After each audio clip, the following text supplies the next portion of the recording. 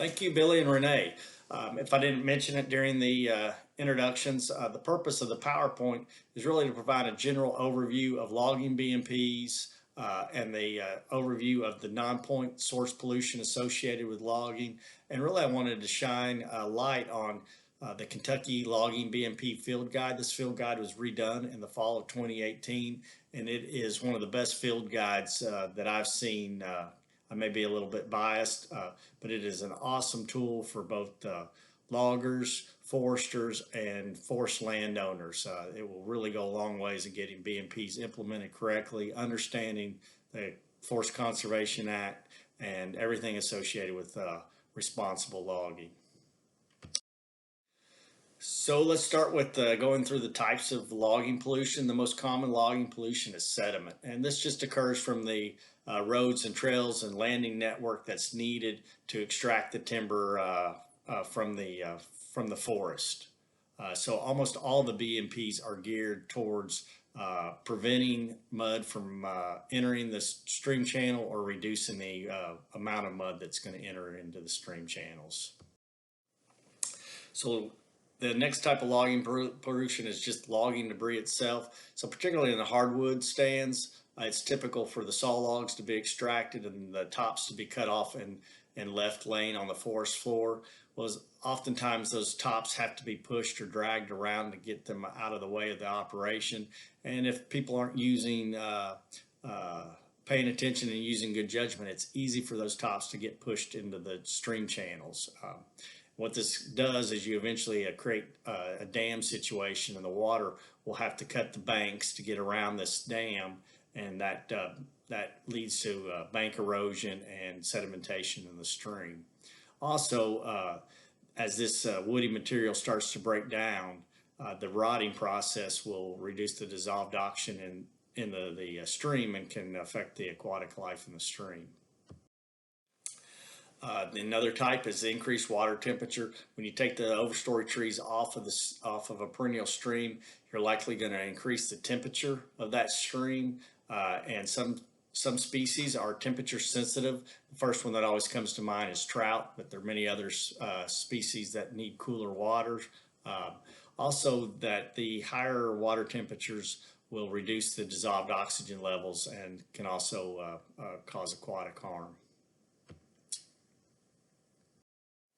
Fluids. So all logging operations typically will have a handful of heavy machinery that contain a tremendous amount of just diesel fuel, oil, hydraulic fluids, and loggers need to be mindful of where they park their equipment and prevent any leaks from entering the waterway. If they have to do maintenance on site, they have to dispose of it properly. So these are issues that can come up during an operation, because at some point in time, almost all logging equipment is going to have breakdowns and issues with leaking hoses, and loggers need to be prepared for those. Trash, and this is pretty self-explanatory. This is just logging crews need to take care of the personal trash, and this is pretty easy resolve with just having a 55-gallon barrel on the site. So there are 10 silvicultural best management practices in Kentucky, and 7 of them are directly involve almost all timber harvesting operations, and 3 are more associated with tree planting and pesticide and herbicide use. So the BMP manual does a real good job of going through the minimum requirements that are needed to be in compliance with the and they are from pages 9 through 12 in the manual.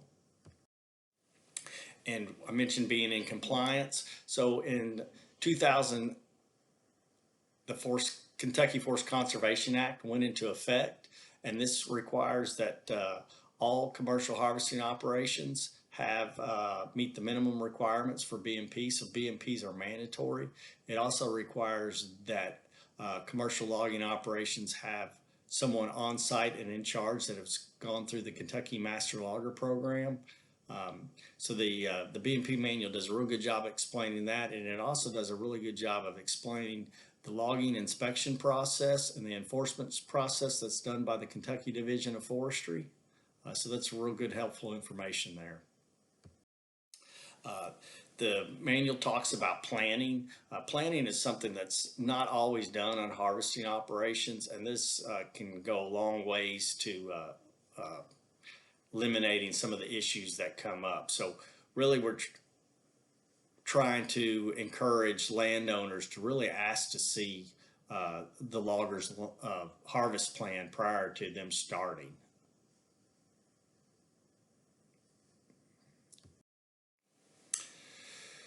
The manual goes through the different types of water bodies and sensitive areas that we have in the state, and directly talks about the BMPs that are necessary to protect those waterways, such as perennial streams, which have water year round. There are different BMPs associated with those versus ephemeral channels that only carry water during and directly after a rain and snow event.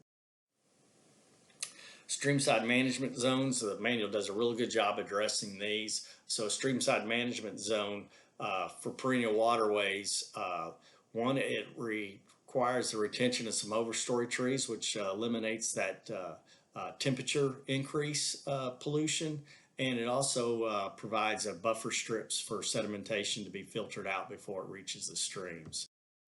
The manual has a lot of these good charts like that breaks down the requirements visually, and so for, like, you can see here on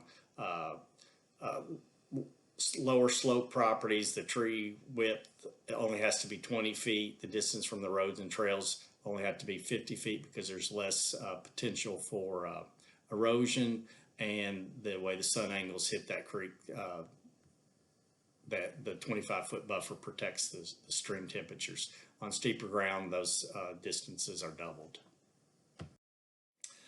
Crossings. So crossings are very important in the process of reducing erosion. This is the point in time where the roads and the trail network actually make direct contact with the streams themselves. And I've seen in some research that 80 to 90% of sedimentation can sometimes be attributed to these crossing sites. So the manual goes through several different crossing options. And also one of the changes is that that where feasible and it's economically possible, that elevated stream crossings are required as part of the minimum BMPs. We're really trying to avoid situations like this where these were not rock bottom streams, not, the banks were deep soil, and loggers choosing to ford those creeks versus put in an elevated crossing. So the types of elevated crossings are these wooden skidder bridges and crane mats. The crane mats normally do not have the span of the bridges, so you have to put a middle support in them, but they're easier to maneuver and store, and a lot of guys are moving towards crane mats versus the skidder bridges. Other common elevated, probably the most common elevated crossing is a culvert pipe, and you can see on the left, when you have a narrow stream, you can get by with just a single pipe and some fill over top of that, and then on the right, where you had a much wider stream, they've got the pipe to allow the water to go through, and then pole timber that is laid adjacent to that pipe, which still allows water to pass through, but then not nearly as much fill material is needed and put in that stream when you go this method versus just a single pipe and having to use tons of fill dirt to secure that pipe. One of the neat things is there's a lot of tables and charts in the manual. So for here, this kind of gives you a guide on the different types of crossings, that options, and when that crossing would be suitable based on the time of year and the types of streams. The guide goes into the retirement of the logging job. So it addresses water bars, which the construction, the spacing requirements based on slope. The steeper the ground is, the closer the water bars are going to need to be placed. It also goes into revegetation of the trails, provides seed mix options based on time of year, how well the soil was been able to be sclerified, because a lot of times these sites and trails get heavily compacted, and getting good germination on them can be very difficult at times. So, like I said, that we're just going to kind of touch on things, but we have a really good network of BMP publications on our website.